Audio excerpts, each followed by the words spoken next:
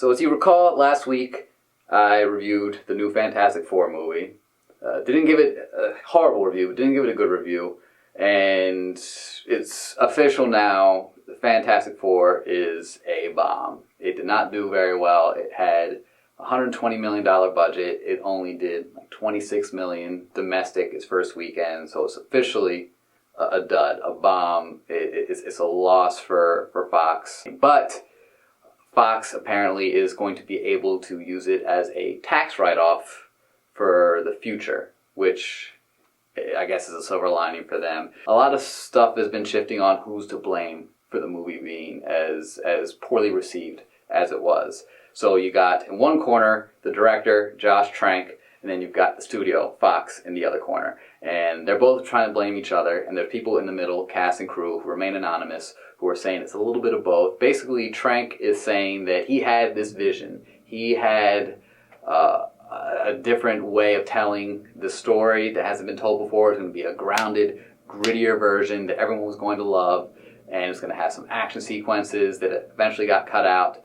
Apparently the studio wanted to be different, cut out a lot of the action sequences, but then there's also people saying anonymously that Josh Trank was sort of very reserved and removed from people on set. He'd be in his little black tent and be watching the dailies and wouldn't talk to anyone, that he was also giving direction to his actors, basically saying, all right, here's when you blink, here's when you breathe, and basically giving them direction to give the flattest performance possible, which, when I heard that, it makes sense because the Fantastic Four are four fantastic actors. Like Michael B. Jordan, Miles Teller, Kate Mara, and Jamie Bell. They're all incredible. And all of them didn't do a bad job in the movie, but they were very flat. They were kind of just there. And I think I even said that in my review. So it was just like that. And this goes with what people are saying, is that that's how Josh Trank was sort of directing it, to be more grounded and down like that,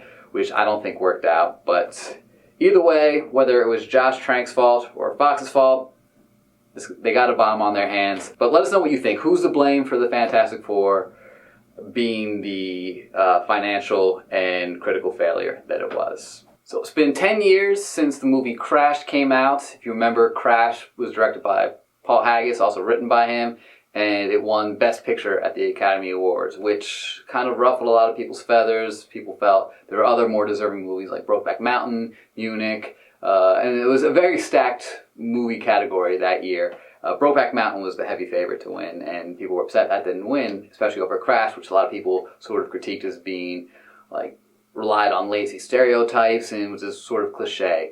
I personally loved the film and thought that it deserved to win Best Picture. But apparently, Paul Haggis himself, the writer-director, doesn't think that it really deserved to win Best Picture, or that it was the best picture that year. He was recently being interviewed by HitFix, and maybe he was just being humble, but he said, looking at the category that year and all the great movies that came out that year and just the artistry, it's like, do I think that I had the best movie? It's like, no, I don't think I did.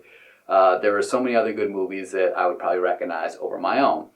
So I think a lot of Crash haters will probably come out of the woodwork again and be like, even the guy who wrote and directed it thinks it's terrible, which he never said. Do you think that Crash deserved to win Best Picture that year, or do you think that Brokeback Mountain or Munich or another movie deserved to win? So the summer has been chock full of superhero movies. We had Avengers, we had Ant-Man, and we had Fantastic Four, but I was most excited for what I feel was the last superhero movie of the summer, which I reviewed for you today, and that's Straight Outta Compton. You may be thinking to yourself, that's not really a superhero movie.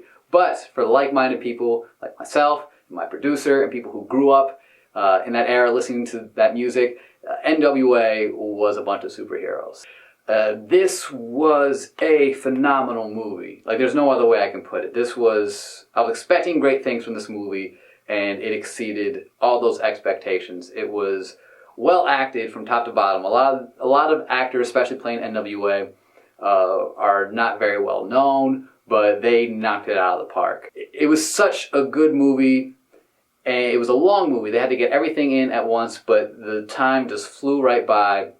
The music, of course, not just from N.W.A, but that era, New music from Dr. Dre as well, peppered the soundtrack all throughout, so it had you just kind of like nodding your head the entire time. It made you laugh, it made you cry. I can't say enough good things about this movie. Like I said, if you're not too familiar with the story or a fan of N.W.A, I don't think it matters because this movie was just so good. It stands on its own merits as just a well-made movie. Well-directed, well-written. This is one of the best biopics I've ever seen. So I highly recommend it. 3 ticket stubs out of 3. Go grab all your friends and go see this movie. It's so highly recommended. I really do think that even if you're not a fan of hip-hop, you will love this movie. Thanks so much for tuning in, and let us know what you think about the movie, if you've seen it, and the other issues we talked about this week. And keep on sending in those 15-second film reenactments.